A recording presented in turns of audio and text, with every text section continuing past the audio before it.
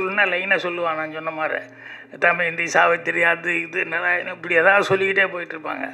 ஏகபத்தினி விரதம்னா ஒரே ஒரு ஆள் தான் சொல்லிகிட்டு இருப்பாங்க, வேறு யாருக்கும் சொல்லவே மாட்டீங்க. ஏன்னா பெருசாக சொல்கிறது இல்லையில்ல. ஒன்றா ஸ்ரீராமன் ஸ்ரீராமன், அதனால் அது ரேர் கேஸுன்னு நினைக்கிறேன். அந்த மாதிரி இருக்கிறது ரொம்ப ரேர் கேஸுன்னு நினைக்கிறேன்.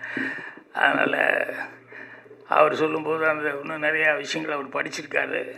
காரணம் நேரம் கருதி கம்மியான விஷயங்கள் மட்டும் சொன்னார்.